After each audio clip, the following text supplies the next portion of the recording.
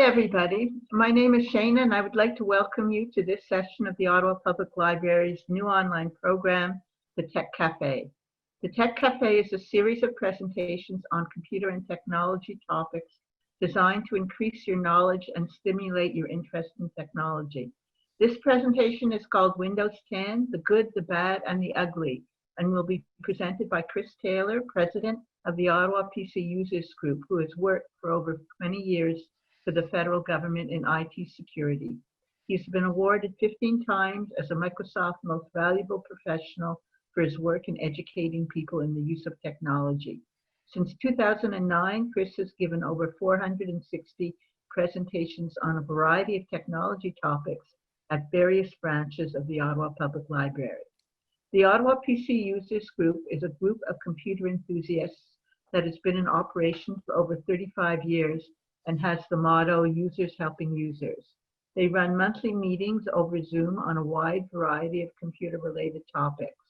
They also hold weekly Zoom meetings on a wide variety of computer-related topics.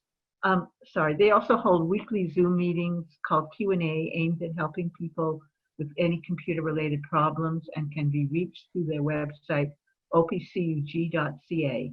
Chris will be assisted today by Linda Buskey, a photography enthusiast and member of the Ottawa PC Users Group, who has provided free lectures at the Ottawa Public Library for many years and writes a monthly column for the Ottawa PC Users Group newsletter. Linda will be helping Chris today by monitoring the chat window and by posting relevant links in the chat window, including the link for the Ottawa PC Users Group. Before I turn the session over to Chris, I would like to let you know that this is a Zoom webinar and you have all been muted to allow best sound quality. You will not be able to unmute yourselves. If you have any questions, please feel free to post them in the chat window at the bottom of your screen. Before posting a chat, please remember to change the chat setting to all panelists and attendees so that others can see your question and can benefit from any answers provided. Thank you very much for attending this online program presented by the Ottawa Public Library. And I will now turn the session over to Chris Taylor. Chris, it's all yours. Thanks very much, Shana. Just before I start, a reminder that yes, post questions you have into the chat window as we go through. Because of the volume of information that I've got that I'm covering, I'm not going to be taking questions during the presentation, just in order to ensure that all of the material gets covered. I will, however, after the end of the presentation, go through all of the questions, and even if we have to stay late, we'll make sure that everything gets answered. There are links in the chat window right now to the Ottawa PC User Group's website, as well as a PDF of this presentation. You will also receive an email afterwards from Eventbrite with that link of that information to the PDF of the entire deck. So I will go ahead and get started. So today's presentation is Windows 10, and it's all about how to use it more effectively. So why should you be caring about Windows 10? One of the things I did IT security for many, many years. And one of the things that I care about with an operating system is that it's supported by the vendor from a vulnerability point of view. And if you look at this, the Windows version 7, it actually went out of support in January. And so Microsoft will no longer supply security updates for that operating system. Windows 8.1 is good until 2023, January 10th. And Windows 10, its end of support is listed on their website. You can get the end of support for all of their products if you go to microsoft.com/lifecycle. It'll list all of their products. And it's curious that they actually list 2025 as the end of support for Windows 10. And I don't think it's that it's actually going to end support, because Microsoft has actually stated that Windows 10 will be the last version of Windows, so just keep it up to date forever going forward. I think they put it in there just because they have a stated endpoint of 10 years of support for all of their products. Better security by far, and I'll talk a little bit more about that and what it can mean to you in your computing. New capabilities. Now, quite frankly, most of the new or a lot of the new capabilities to Windows 10, they are not really completely new in that you could get the capabilities through third-party vendors. But it's kind of nice that now they're included with the operating system, and it means that any Windows 10 computer that you happen to use, you'll have all of these new capabilities. When it comes to hardware, anytime you buy a hardware device, whether it's a webcam, a printer, just about anything, keyboards, whatever. If you look on the side of the box, it'll actually list the versions of Windows that it's compatible with. Right now, there's only one class of hardware that I know of that requires Windows 10, and that's Windows Hello authentication hardware. But I think going forward, we're going to start to see more and more pieces of hardware that in order to work with a computer, you'll have to have Windows 10 on it. There was a free upgrade for the first year, going from Windows 7 to Windows 8.1. That ended July 29, 2016, 1 year after the release of Windows 10. If you're interested, you can still legally get an upgrade for free from Windows 7 or Windows 8.1. Microsoft knows this is available. They could turn it off if they really wanted to, but it is still there as of the last time I checked was about a week ago. If you're interested, email me, and I'll be happy to send you links to some web pages that tell you how to take advantage of that. So why might you think, well, maybe Windows 10 isn't for me? One of the things is that there are a lot of different ways of doing things from previous versions of Windows, and different doesn't necessarily mean better. Sometimes it's just different. So you have a lot of learning to do to effectively use Windows 10, and that's the aim of this presentation, is to make sure that you get that information. If you don't want any of the new capabilities, if you look at everything that I show you today and say, I don't care, I don't care, I don't care through the whole presentation, well, maybe if you're on a previous version of Windows, Windows 8 or 8.1, you just prefer to stick with that. Now, that's a perfectly valid thing to do. If you are upgrading from a previous version of Windows, if everything is working now, there's the old adage, if it ain't broke, don't fix it. Yeah, so there's every chance when you upgrade something like Windows that something is all of a sudden not going to work properly. Some computers can't be upgraded. It usually revolves around hardware devices, mainly video cards, that you might have a computer that you go to do the upgrade, and the upgrade process will tell you, sorry, your hardware is not capable of running Windows 10, and that computer may never get upgraded to Windows 10. There is a chance that if you're upgrading some of the programs, especially if they're very old programs on your computer, that they won't run properly under Windows 10. So you could be faced with having to upgrade to a newer version of the same program, or potentially looking for another program that will provide the same functionality under Windows 10. So the first thing that I think is really, really important is security in an operating system. As we all know, there's lots and lots of hackers out there trying to compromise your computer, your privacy, and so forth. I think it's really, really important to be up on security. Last week, I actually presented an entire webinar on how to secure your Windows PC. So I'm just going to touch on a few things here. One of the things I'll say is that it's much, much, much more resilient to attack than any previous version of Windows. Some of the things that you'll find in security that you may actually interact with are these three. Windows Hello is a way of authenticating to Windows using other than a username and password.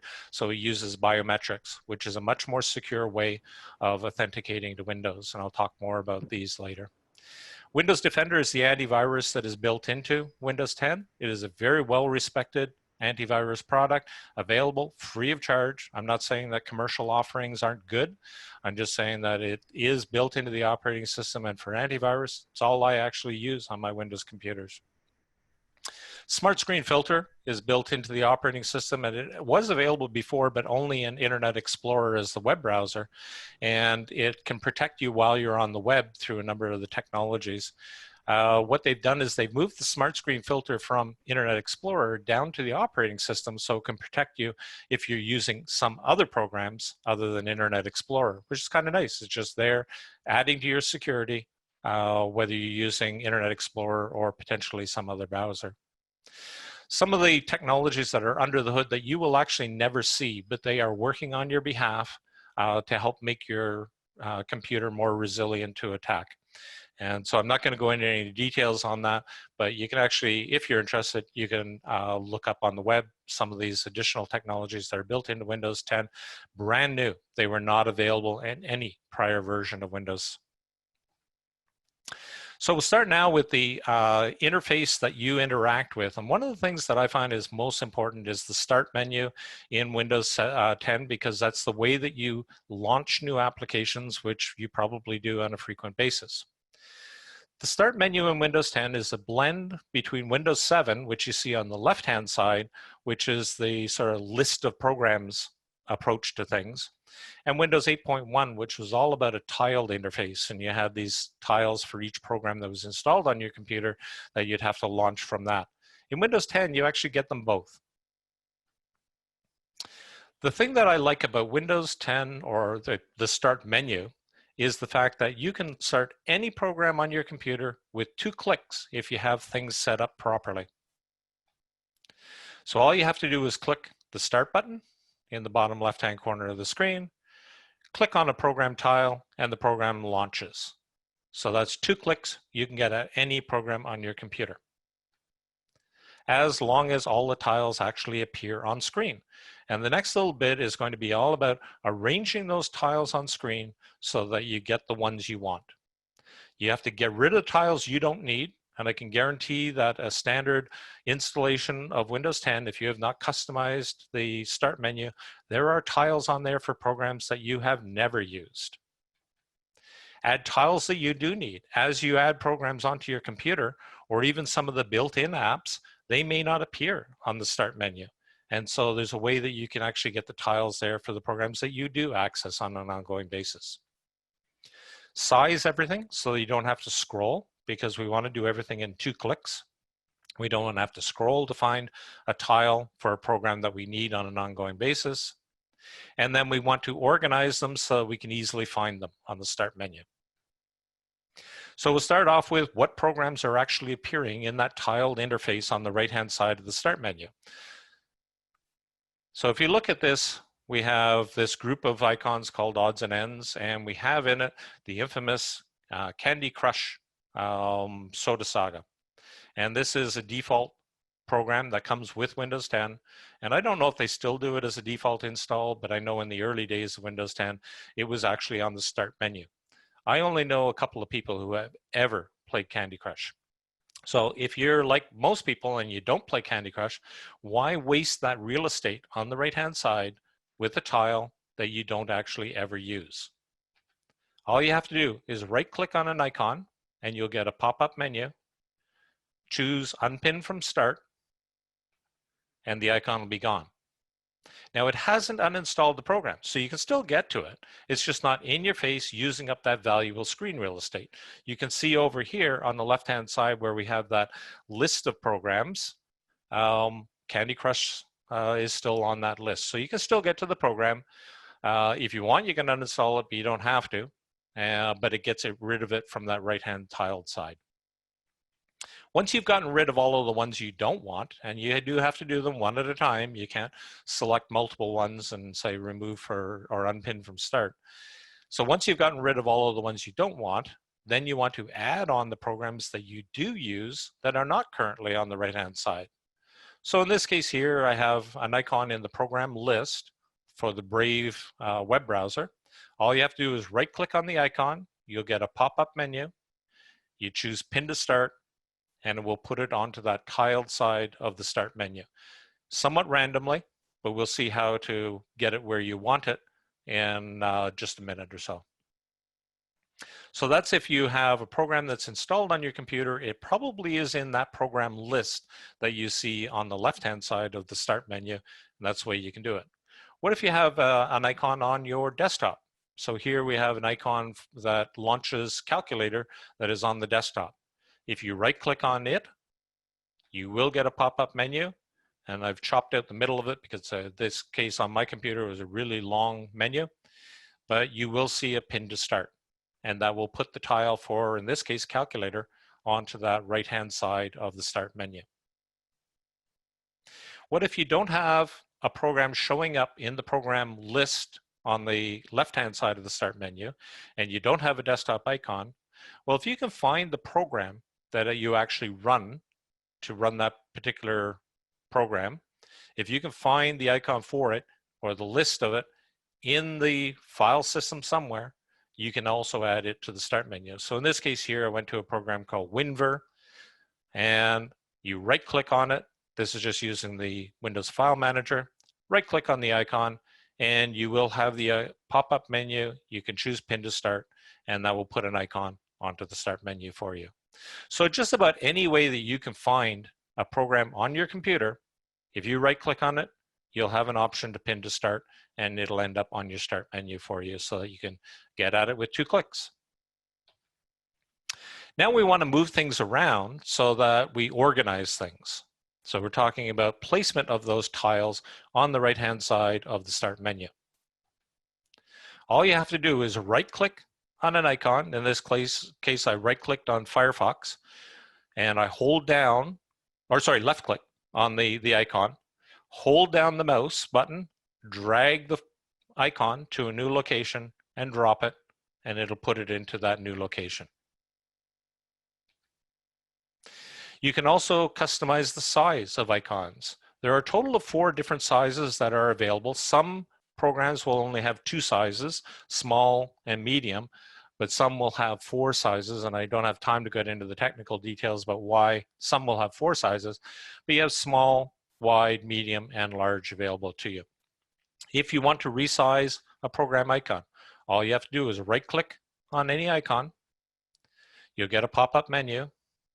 Choose the resize option, and then you'll get a sub-menu pop out, which gives you the different sizes that are available to you. Again, sometimes you'll only see small and medium, but some you'll see all 4. Choose the size you want, and it'll resize the icon to that particular size. So the way that you can use this, if we go back just a little bit here, this is an icon that has what's known as live information. This is the weather app that is built into Windows 10, and it actually gives you in real time updates to the weather. And so in this case, with the wide format, I get the current temperature, the high and the low, probability of precipitation, the wind speed, and my location. If I go down to a smaller size, I will get less information on it. If I go up to a larger size, I will actually get more information. So that's a reason why you might want to size something up, is if the icon actually gives you some additional information in a live tile. The reason why you might want to go down to a smaller tile is so that you can fit more tiles on your start menu without having to scroll to it. You can move entire groups of icons. So in this case, I have a group called Microsoft Office, and it's got 6 icons in it, or 6 tiles for the various applications that come in Microsoft Office. If I want to move that entire group, all I have to do is click on the title bar of the group with the left mouse button. It'll highlight the title bar, and in actual fact, what will happen is the icons themselves will disappear and you'll just see the title bar. Drag the title bar to a new location, drop it, and you'll end up with that whole group of icons in that different location. You can create a new start menu group. So if I look back at this one here, I have photography and Microsoft Office as the 2 groups of icons, but I can actually create a new start menu group. All you have to do is take an icon, drag it from one location, and as soon as you've moved it to an area where a new group can be created, it will actually show you a blank title bar appearing on screen. Drop the icon, and the group will end up getting created at that point on the screen. You can name or rename groups. So you can click on the name of a group that is already named, such as this one, which is called productivity.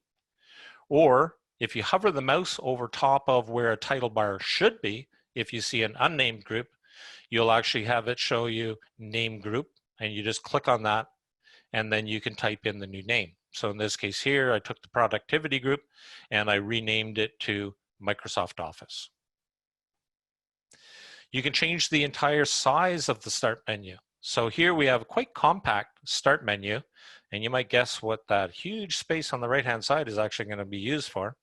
But in this case here, we don't have many tiles that are actually showing up. You know, I've got maybe 10 tiles that are showing up in that start menu. Not an awful lot of room for the programs you actually need. Depending on the resolution of your screen, you may be able to have much larger start menu, such as this. Now this is on a very high resolution screen. In this case, I could size up the start menu so that I could have hundreds of icons appear on it. And again, I could get to any of those with 2 clicks. Click once on the start button and then click once on the tile for the program I want, and it'll launch that particular program. How do we resize the start menu? All you have to do is move the mouse until the mouse pointer is over the edge of the start menu. It can be the top of the start menu, on the right-hand edge of the start menu, or on the top right corner of the start menu. As soon as it's over top of the edge, you'll get the double-headed arrow. If you click and hold down the mouse button at that point in time, then you can drag and it'll resize that entire start menu, and you can drop it any point to have the start menu stay at that particular size. Again, the size that you can have is dependent on the resolution of your monitor, so you may have more or less space available for it. Another thing that you can do on the start menu is dealing with that Windows 7 style list of programs that you see on the left-hand side. And there's a way to quickly navigate it. If you look at the screenshot here, you can see that I've got a bunch of programs and it's running out at the C's, and say I want the program Zoom. Now it's going to obviously be way, way down that alphabetic list. And if you look at that scroll bar, you can see I've got a long way to go. So I could either arrow down, or I could grab that scroll bar and then drag it way down to the bottom in order to get to the Z's. Or I could just click any letter in the start menu program list, and the list of programs will be replaced with this alphabetic list of all of the things on the start menu, and it highlights any part of your start menu that has a program that begins with that particular letter. So in this case here, I would click on the Z, and it'll jump the list down to the Z's. It's still the exact same list. All it's done is it's moved me down in just 2 clicks to where I want to be on that start menu. And then I could click on the Zoom icon to actually start the program. Let's talk a little bit about the taskbar, which is what flows across the bottom of your screen. It can actually be in different locations. The default location is at the bottom of the screen. So I'll just talk about it being there. Going from the left to the right, we have the start button, and that's where you click to get the start menu. You have a search box where you can search for items. You have Cortana and task view buttons there. You have a section for running programs on your computer, and the way you use those is any program that is running, you can click on the icon for it to make sure that it's in the foreground and will accept keystrokes and input from you. You have what's known as the system notification area, often called the system tray. And then way over on the right-hand side, we have the action center. So let's talk about the search section of the taskbar. So all you have to do is click in that place where it says type here to search, and you'll get this pop-up. Oops. And you get this pop-up that comes up on the screen above the search box that you just clicked in. And this is where you can actually interact with search on your computer. So if I click on that search box and I put in Iceland. I took a trip to Iceland last year, and so maybe I want to refer to some documents related to that particular trip. So I typed in Iceland, and as I type it in, the search is actually happening, and it'll start narrowing itself down as you go typing in more and more letters. Now I look at this, and I have one file folder that had the word Iceland in it. Well, that's not actually what I want. And I have searched the web, which is not exactly what I wanted either. But if you notice across the top, there are categories that you can narrow your search down to. So if I click on documents in the where to search section on the search box, all of a sudden I have all kinds of new things, including a New York Times article that I PDF'd about Iceland that I could refer back to. I have a review that I did of some software and how I used it in Iceland effectively. I have things like the excursions that we took when we were on that trip to Iceland. I have boarding passes. All the documents related to Iceland or have the word Iceland in either the file name or the contents of the file are now all of a sudden popping up, and I can click on any one of those to launch it. So I don't have to be searching around all over on my computer for where that information might be. Notice as well on the right-hand side, we have a more, and that allows you to narrow your search down to other subcategories such as your emails or photos or the settings app or different things that you might be trying to search for. So search is quite powerful.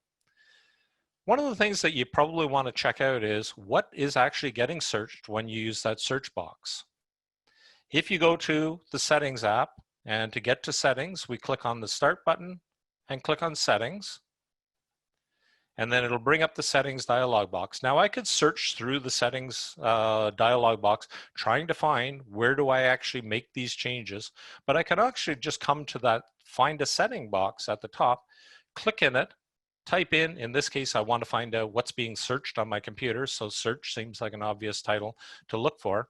And you'll see that one of the hits on it is Windows search settings. Well, that sounds like a pretty good bet.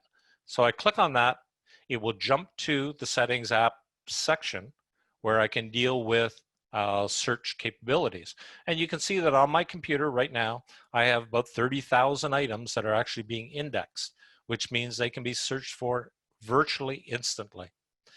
Down below that, we have Classic, where we'll search just libraries on the desktop. And you can customize search locations there. So you can actually say, well, I want to search libraries and desktop, but I also want to search this other location. And you can specify that, and it'll make sure that those files are kept up to date in the index automatically. Or you can just go to the enhanced, and it says it'll search your entire PC, including libraries, desktops, everywhere on your computer. Takes a little bit longer to do it. Takes up a little bit of disk space in order to maintain that index. But it can be quite effective if you're using search to find things on your computer frequently. The next section on the taskbar is Cortana and Task View, and I'm actually going to come back to those a little bit later on. The next section are the icons for your running programs. Okay, and so you can see here I'm highlighting 4 programs that are showing up on the taskbar. If you see a bar underneath the icon, it means that program is actually running at this point in time. The highlighted icon, and it shows there, but you can see it more effectively at the top where you see the entire taskbar. You can see how one icon is highlighted. That program has what's known as the focus. It means that if you start typing, that's where the keystrokes are actually going to be going into. It will be in the foreground, so you will see the window, but it will actually accept keystrokes as you're typing into it. So it's the program that is active at that point in time. And we also see 2 icons that have no bar underneath them. That means that those programs aren't running at that particular point in time. What they are is pinned to the taskbar. Why is that really cool? Well, remember how I said that on the start menu, I liked it because I could get to any program that I want to quickly by using two clicks of the mouse. 1 click on the start menu, 1 click on the icon on the start menu that pops up.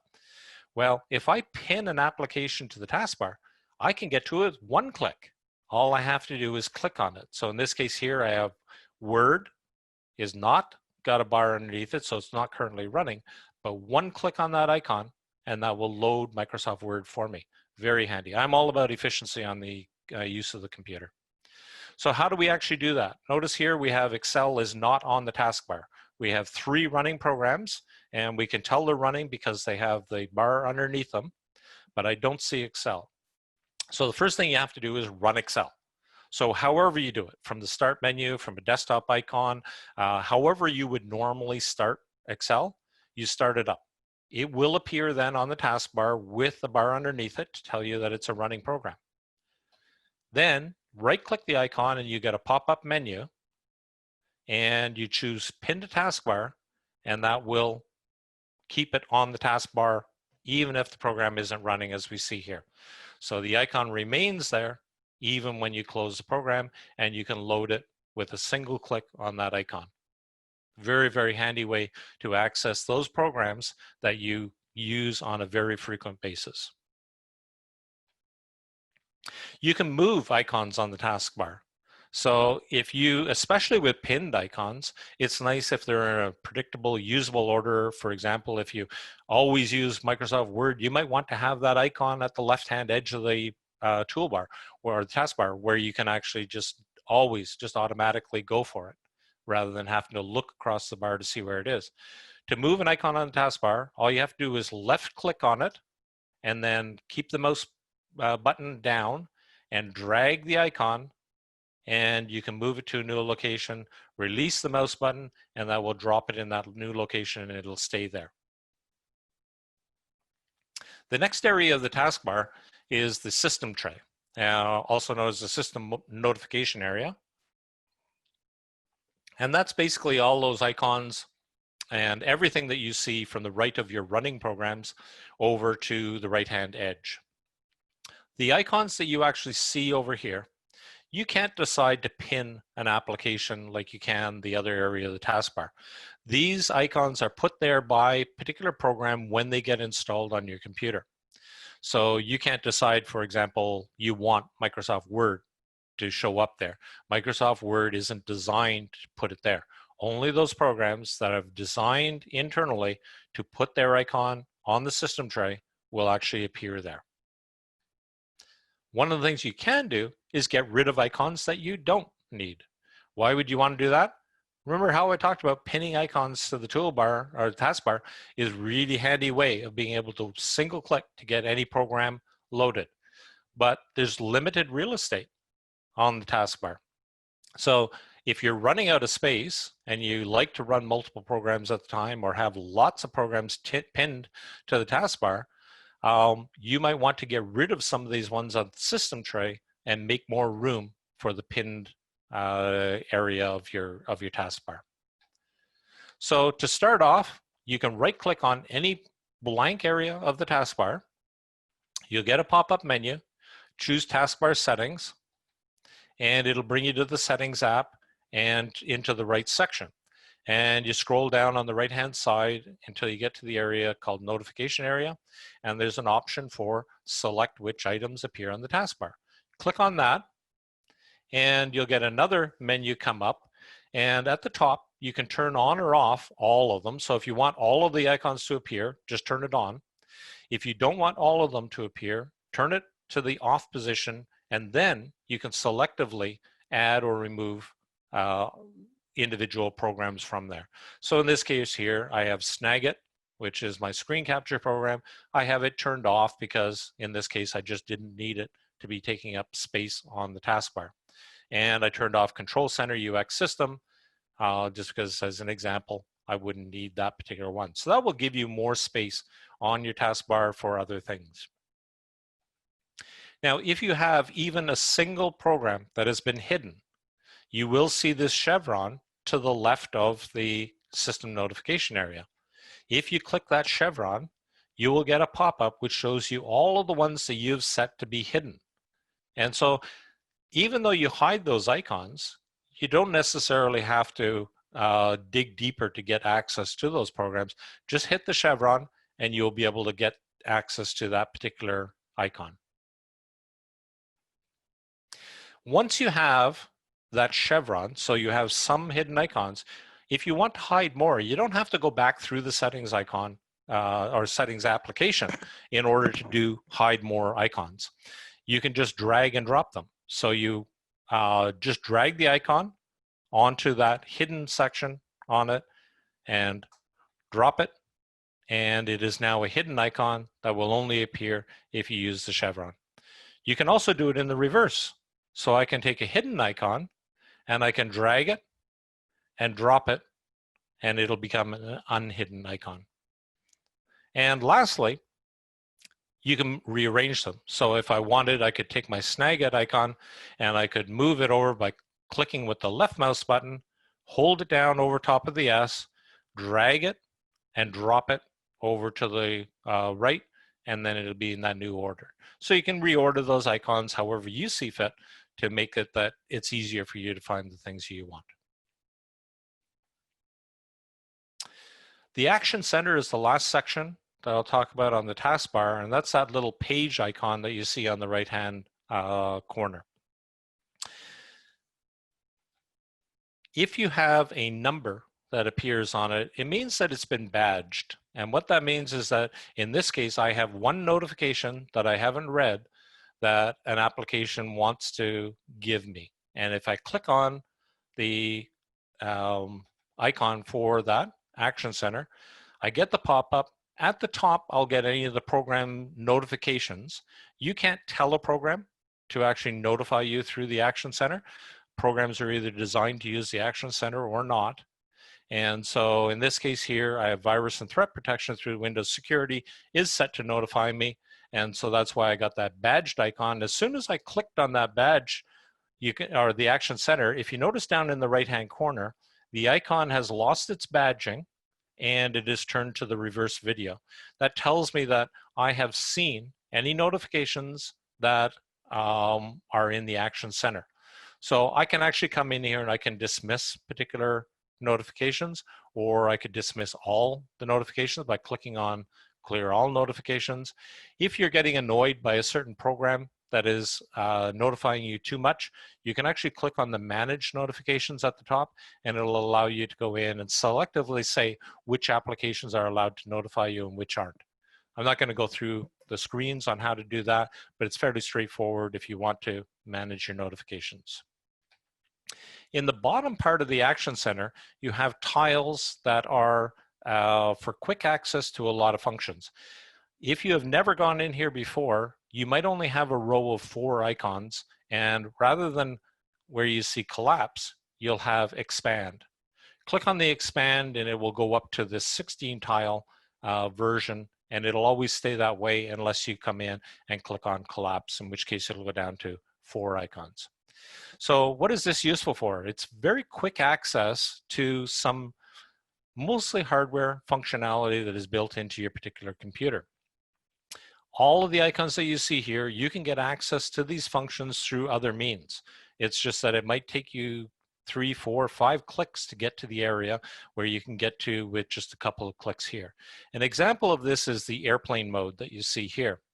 If I'm on a portable computer, you will see airplane mode as one of the options. Desktop computer, typically you won't, because you don't have things like Wi-Fi and things like that on most desktop computers.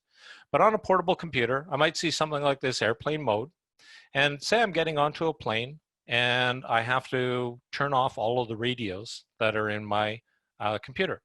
I might have a Wi-Fi, I might have Bluetooth, I might even have a cellular card in it. So I might have to go to 3 different places to turn off all of the radios on that particular computer. Well, I can click on the Action Center, click on airplane mode, it'll turn off all the radios in my computer. When I get to my destination, I click on the Action Center, click on airplane mode again, it'll turn those radios all back on. So very fast and easy access to some of the functionality that exists on your computer. Okay, next we're going to talk about Snap, which is a way of arranging the windows of running programs on your computers so that it tiles them on screen. There'll be no wasted space in between the different windows that are open, and no windows will be obscured by overlap. So here's an example of 2 application windows that are tiled side by side.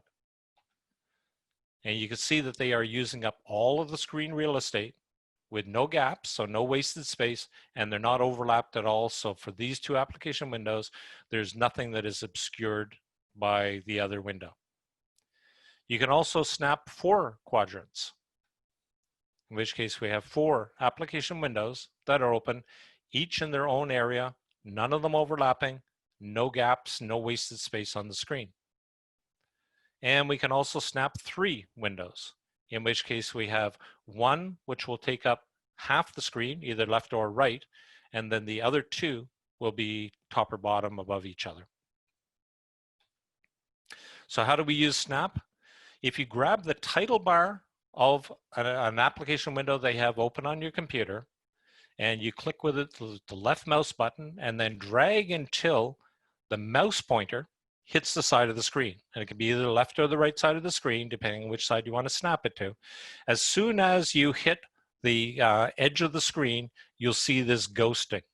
And that ghosting tells you where the window will snap to when you release the mouse pointer or the mouse button. Release the mouse button and it will actually snap to that ghosted area. When you're using Snap, if there's only one space that is left available, then Snap will actually offer to fill it in with another running program on your computer. So you can see at this point in time, I have about 10 different programs that are actually running on my computer. I snapped the Word document to the right-hand side of the screen. As soon as I dropped it into that position, Windows said, well, there's only one space left to snap if you drag something to the left or the right side of the screen. So it brought up a list of all my running programs. All I'd have to do is click on any one of them and it'll snap it into that remaining space. How do you snap for Windows? Well, rather than dragging and dropping the title bar onto the side of the screen, you go to a corner of the screen. So click and hold down the mouse button on the title bar of a running application, drag until the mouse pointer hits the corner of the screen, and then you will see that ghosting, which will show you where the windows will snap to. Release the mouse button, and the window will snap into that position. If you want to snap 3 windows, the first 2 that you want to do is on one side or the other. So you drag to the corner, top and bottom, either on the left-hand side or the right-hand side, and then it'll automatically decide that, well, you probably want 3, and so it'll offer to fill in that 3rd spot with any running application that you have going. If you use Snap a lot, I find it actually easier to use the keyboard to actually snap windows around rather than grabbing that title bar and then dragging it to the corner or the side of the screen. On your keyboard, you press and hold down the Windows key, and you use the arrow keys to move that window around to all its available positions. And it'll just show you the window moving around into all of the positions that are capable. You just release the keys and it'll leave the window in that particular position. Grab your next application window, just click on it to make it active, hold down the Windows key, press the arrow keys, and you can move it around to any of the positions that Snap can use. Virtual desktops is another way of organizing different programs. Rather than organizing them onto a single screen, you can actually have different desktops. They're known as virtual desktops, and you can organize your programs to run on different desktops. So to create a virtual desktop, you click the Task View button on the taskbar, or you can press Windows key and the Tab key, and that will also bring you to the Task View. It'll bring up a screen where it shows you all your running programs, and at the top left there will be an option to create a new desktop. So click on that, and now all of a sudden I have 2 desktops. So I have my original desktop that you see over here with all of the running programs on it, and then I have a desktop 2 which is totally blank. There's no programs yet that are running on desktop 2. I could also create another virtual desktop just by clicking on New Desktop, and you can create as many desktops as you actually want. One thing that's important to know when you're using virtual desktops is that programs always load on the current desktop.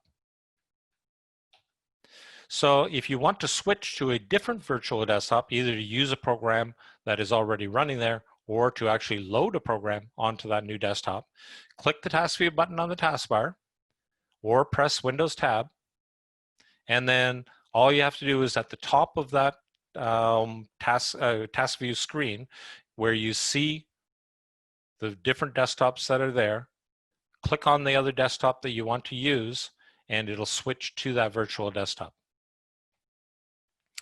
Or if you want to use the keystrokes to do it, to switch between virtual desktops, you can hold down Windows key and the Control key, hold them down, and then you could use the left or right arrows to move between your virtual desktops. If you use virtual desktops a lot, this is really handy to be able to just very, very quickly switch between virtual desktops. And remember I said that the programs, as you load them, they load onto the current desktop. So one of the ways that you could, if you say you were running Calculator on desktop 1 and you decided you wanted Calculator to actually be on desktop 2, you could close down the Calculator on desktop 1, switch to desktop 2, load Calculator, and it will load on that desktop. But it's easier to just move a program from one virtual desktop to another. So you start on the desktop that has the program you want to move. Click the Task View button on the taskbar, or press Windows in the tab, and then it brings up Task View. And then all you have to do is take the application you want to move. In this case, I'm moving the Inbox app. So click and hold the left mouse button, drag it, drop the icon onto another desktop, and it'll move that icon, that program, to that other desktop. Okay, let's talk about Windows Hello. Windows Hello is a way of biometrically signing into Windows. Why is this a big deal? To me, it's a big deal because it's a more secure way of signing into Windows. Let's say, for example, you're in an office environment and you're logging into your computer. How do you know that somebody isn't shoulder surfing and glancing over and watching as you're signing in and getting your username and your password? Or you're at an airport and you're sitting in the lounge and you're signing into Windows and somebody is shoulder surfing you and they get information about how to log into your account. Or you have malware on your computer that is recording keystrokes and somebody is actually picking up your username and password. Well, with biometrics, they can't do that. It will use either of three methods: facial recognition, a fingerprint reader, or an iris scanner, in order to sign into Windows, and you don't have to type in your password.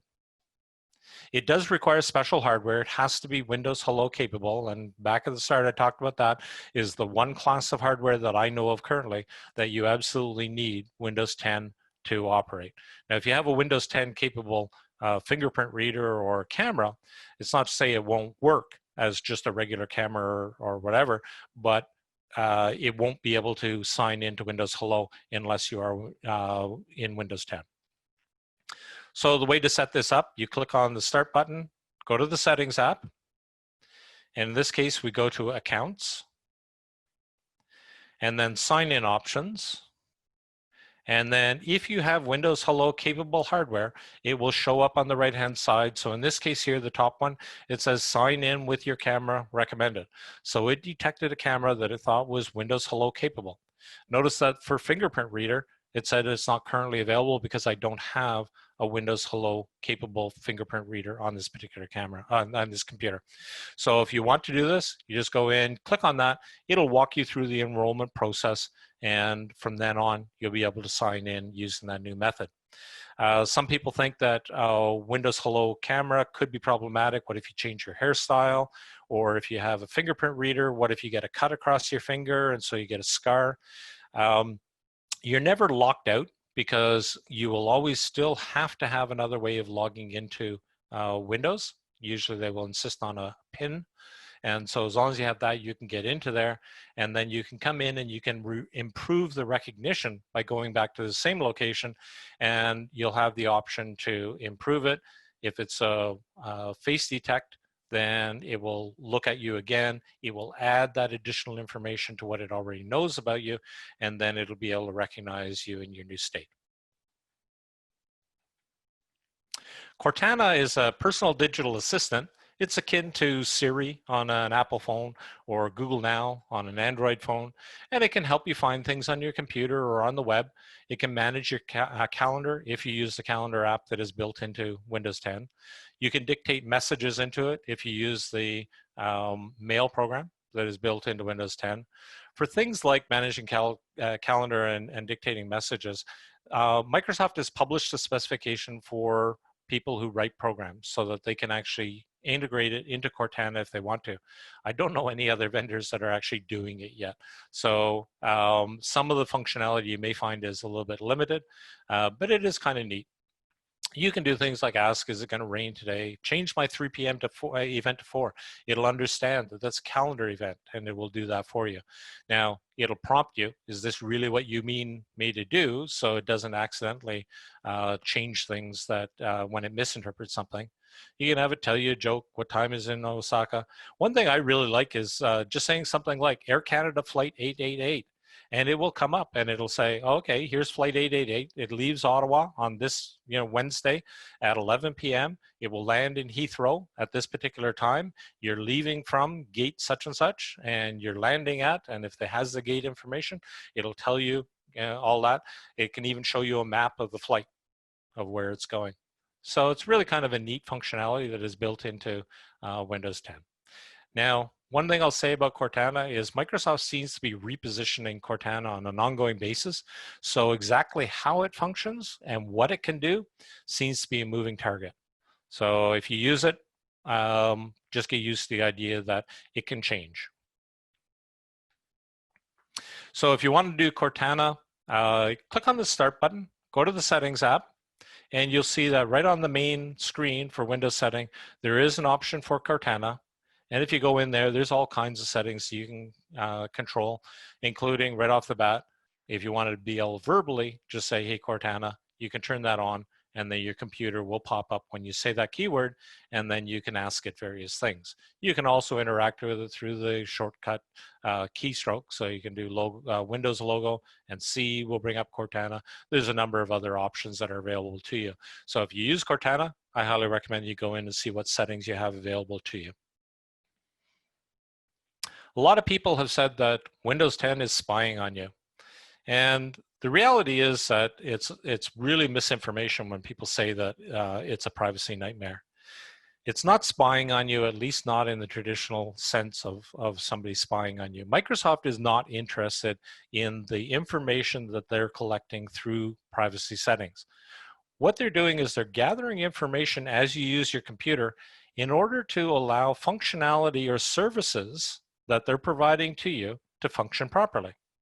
And the information that does get sent to a Microsoft server is generic anonymized information. It's not meant to target you. So let's take a look at, if we go to the Start and Settings, and then you can see they're not trying to hide this. It's one of the icons that is right front and center as soon as you go to the Windows Settings app. Click on that, and you'll see on the left-hand side, there's all kinds of categories. You can see the scroll bar. We got a whole bunch more information down below. So let's take a look at one example of microphone. So if you say, have heard that, well, if a hacker gets onto my computer, they could turn on my microphone and they can listen in on all my conversations and things like that. I don't want that to happen. So you might want to come along and say, I want to turn that off. I do not want apps on my computer to be able to access my microphone. That'll work. And certainly if you're concerned about the fact that this information could be swept up by either Microsoft or an attacker who managed to get control of your computer, you can turn that off, but don't expect a Skype call to work, for example. So this is an idea where the privacy implications of a microphone are there, but if you want the functionality of Skype to make an audio call with somebody else, you have to allow your microphone to be used. And I think that almost all of the settings in the privacy area are around providing you with services. I highly encourage people to go through this. Look at absolutely everything on there. And if you see something that you think, well, I don't use that functionality on my computer, by all means, turn it off. There's nothing wrong with doing that. When you have a couple of windows open on your screen, and the scenario that I've got up here is where I have a document on the right-hand side, and on the left-hand side, I have a web browser. So I might be writing an article about the Ottawa PC User Group and the services that we provide to the general public. Now you can see over on the left-hand side, I've got a scroll bar where I'm right at the top of the page, and the information that I want is going to be lower down on that page. Now, what you would normally do is you would click on the left-hand side, scroll down, find the information you want, and then you would have to click on the right-hand side again to continue editing your document. Well, scrolling inactive windows gets away from a little bit of that clicking. All you have to do is move your mouse over top of the other window that you want to move to another location. Don't click. Just use the scroll wheel to scroll to a different part of the page, and then you can just continue typing. Your focus never shifted from that right-hand window in the document where I was typing in information. So then I can just refer to the information as I type it in. Now, if you want to do cut and paste or things like that, for sure, you're going to have to click on that other window to select the text and then copy and paste it. But if all you want to do is be able to see something else, then you don't have to click on that window. Just use a scroll wheel to move to a different part of the page. Your focus stays in the original window and you can continue typing. I find this a real godsend. I use this all the time. If you find that this isn't working, if you go to Settings, Devices, and Mouse, there is an option there for scroll inactive windows when I hover over them, and just turn that on and you should be good to go. Some things on portable computers, automatic time zone changing. This is a locational service, so if you turn off location services, this will stop working. But if I go and get on a flight, I go get off in Vancouver, I turn on my computer, I connect up to the Wi-Fi there, and immediately my computer will change to Pacific time. Find my device. If I lose my device, if I've registered at the Microsoft site, I can actually go there anytime and I can see where that computer was the last time it was used. Better battery life, you can get 15–20% better battery life just by virtue of the fact that you're using Windows 10. Per monitor scaling is very useful for computers that have multiple displays with widely differing display resolution. You can set the scaling separately for each display so things appear at a reasonable size on both of the displays. You get at that through Settings, System, and Display. Blue light is a way to reduce blue light on screen. And the theory is that blue light near bedtime will disturb your sleep. You can adjust the level of the blue removal, and you can also automate it so that it happens automatically at sunset to sunrise, or you can set a particular schedule of your liking. If you click on the Action Center, one of the icons in there is for night light that you can turn it on or off. And if you want to change the settings, all you have to do is right-click on night light and say go to Settings, and it'll bring you to the right place where you can go in, turn it on or off, or click on night light settings and change that scheduling of the when it goes on and off. Storage Sense is a way of doing disk cleanup on your computer. It can take care of files in your temporary directory, the recycle bin, and the download folder. And those two categories, you can tell it to delete any files that have been there for 1, 14, 30, or 60 days, depending on what you want.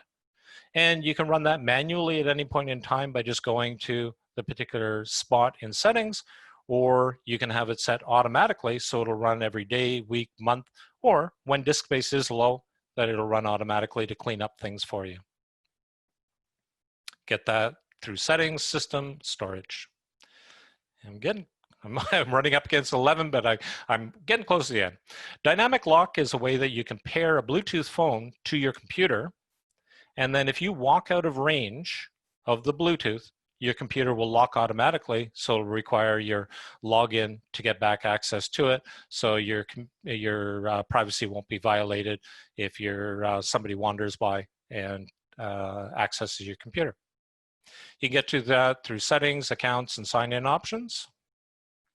The clipboard, normally you only have one item on the clipboard. So if you copy and paste something, so when you copy something, it'll replace anything else that was already on the clipboard with that new information. The old item gets replaced with the new.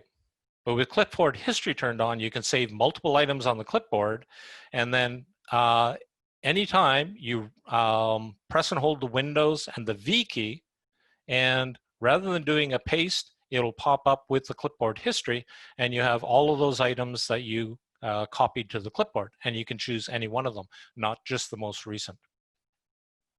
You get access to that through Settings, System, and Clipboard. Also on Clipboard, you can synchronize across devices. So if you have multiple computers, that are all logged in using the same Microsoft account, you can copy text to the clipboard. Doesn't work with graphics, but you can copy text to the clipboard on one device, and then you go to your other computer and you can paste in from the clipboard history. It'll automatically pick up that stuff from your other computer. To get to that, you go to the settings, system, and clipboard, and there'll be an option for clipboard sync. Nearby sharing is a way that you can share files with nearby devices over Bluetooth or Wi-Fi. Doesn't have to be even your computer necessarily. Doesn't have to be logged in using the same account. What you do is you go into settings, system, shared experiences, turn this on, and then the way it works is you right-click on a file you want to share, choose the option in the pop-up menu called share, and then you'll see the nearby devices. In this case, I choose the device Aludra, which is another one of my computers. And then on that other computer, they will receive a pop-up saying that Karina, the computer I'm currently on, is trying to share this file and you want to save it, save and open, or decline it. So a very easy way to share files between computers. File history is a way to back up just data files. I'm going to have a presentation next Monday night all on backup, and I'll talk about file history in extensive detail. It allows you to do real-time backup. As you modify files, they get backed up, and you can have multiple versions of files maintained, and you can go and recover a particular version of that file if you want. So settings, update, and security, backup, but again, next Monday, I'll be covering off this in detail. Vertical scroll bars is something that drives me nuts in Windows 10. This is the look of a normal window, and you see on the right-hand side, we have a vertical scroll bar, which is a cue telling me that there's something more down below on the screen. Well, in Windows 10, the default setting, it'll look like this. You see no vertical scroll bar. Now, if I hover my mouse or move my mouse over top of the window, I will get this little tiny sliver of a scroll bar. And then if I hover my mouse over top of that sliver of a scroll bar, it will actually become a full scroll bar and I can use it. I hate that behavior. And if you hate it too, if you go to settings, ease of access, display, you can turn off that feature, or turn off the feature of automatically hide scroll bars in Windows. It'll be on by default. It is a dog's breakfast. Programs can override that. And so sometimes some programs just won't obey it. Title bar colors can be a problem. Here we have two windows. Which window has the focus, where keystrokes will actually go if I just start typing? Both have white title bars. I can't tell. Now which has the focus, where the keystrokes will go? I'll give you a hint. I set my accent color to red. That means the title bar will be red for the active window. In this case, the left-hand window has the accent color. That's where the keystrokes will actually go if I start typing. To set that up, go to Settings, Personalization, Colors, and you want to turn on the option for title show accent color on the following surfaces: title bars and Windows borders. You want to turn off the automatically pick an accent color from my background. You don't want this to be changing on you all the time. Pick a color, and then your active window will have that color in its title bar. But again, it's a dog's breakfast. Programs can override. Microsoft is one of the worst offenders. So my choice is red. If we look at on my computer, PowerPoint is always red, Word is always blue, Excel is always green, Edge is always gray, and the Windows setting app, which you would think settings would actually obey its own orders for settings on colors, but it doesn't. It has a white title bar all the time. And Opera, another web browser, does this weird whitish blue. The built-in apps are reasonably usable to truly pathetic, was one description I found, which I thought was rather apt. Some of the good apps on it, weather, calculator, and maps, all of those have some really nice features to them. Very, very useful. Not so good apps, the mail, calendar, people, I find them on the pathetic side. There are lots of other ones as well. There are some default apps for these categories of programs. And if you don't like Microsoft's defaults for those, you can go to Settings, Apps, Default Apps, click on the one you want to change. In this case, I click on web browser and I choose whatever web browser is installed on my computer that I want to use as my default browser. Advertising is not rife, but it is in various places on Windows 10. On the Start menu, you can turn off Show Suggestions occasionally in Start. So advertising is now suggestions. Go to personalization in the settings app and go to start.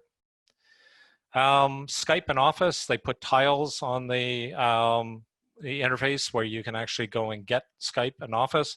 And if you go to start program list, right click on get Skype and get Office and choose uninstall. It's not the actual program, it just takes you to the Windows Store where you could actually get that. So if you just uninstall a tile, that'll get it out of your face. Advertising ID under settings, privacy general, you can turn off let apps use my advertising ID for experiences. So now ads are experiences rather than ads across apps. It won't stop you from being tracked on the internet. It won't stop you from getting ads on the internet, but they will be maybe a little less personalized. Some additional training that is available. Everybody at the Ottawa Public Library has available the lynda.com for free. And you can get free video training through that. You have to start at the Ottawa Public Library website and go to lynda.com, and then you can access all of their content there for free. And I looked, and here are 5 that I found about Windows 10, that if you want some additional training on Windows 10, by all means, try out lynda.com. Just a couple of things about the Ottawa PC User Group. We do a lot of things. Our main things are video conference, monthly meetings, and we have weekly Q&As on video conference. Guests are always welcome. It's only $20 a year to join, but by all means, if you want to come as a guest, no problem. Our monthly meetings, second Wednesday of the month. There's no meeting in July and August, so the next one's going to be in September. We'll be having introduction to the Raspberry Pi, which is a credit card sized computer. And for updated information on that, you can see the upcoming events at opcug.ca. Our weekly Q&A every Wednesday night, 7:30 p.m. It's an opportunity to, if anybody's having problems, they can ask questions there, or if they think they can help others, then they can do so there. Full details available at our website. And to contact me, there's my email address. So a reminder that the full deck will be sent out through Eventbrite, so you'll have access to all that. And right now the Q&A does have the link to the full presentation as well. I think I will let Shayna wrap things up, and then I will, after Shayna wraps that up, I will take the Q&As at that point in time. Oh, let me stop sharing my screen. Okay, hi everybody again. I'd like to thank Chris very much for a very interesting presentation. And I'd like to remind everyone that Chris and Linda will be back next week when Chris will talk about the importance of backing up your files on your computer. And if you've not managed to copy down the web addresses that Linda has posted in the chat, they will be sent to you via Eventbrite. So I'd like to thank everybody again, all of you who have attended, and goodbye for now, except for those of you who have questions, and Chris will answer your questions. Thanks very much. Thanks very much for attending, folks. And now I will take questions. We only have a couple here. Chris, just before you do that, I just wanted to point out that when you mentioned next Monday, you said Monday night. It won't be Monday night. It'll be at this exact time next week. Oh, sorry. No problem. Yeah. Yeah. So as Monday, you can see, there aren't too many questions. There was one from Carol asking about Cortana and if you'd had any trouble, if anyone had problems with Cortana. So that was the first one. Yeah, Cortana is it's a little bit of a work in progress, even 5 years into Windows 10. A lot of people find that it just works and there's no problems at all with it. Even on my computers, it's been a little bit hit and miss. There's no blanket thing that I can say, do this if Cortana doesn't work.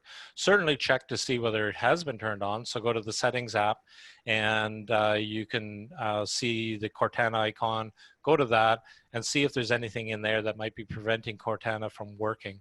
But outside of that, there's no silver bullets when it comes to Cortana, I found. And then there was one asking if there are books available on Windows 10. And this was before you put up the slide on lynda.com. Yeah, and Shayna also just posted a link to the Ottawa Public Library website with a list of books for Windows 10. And so that's a good one as well.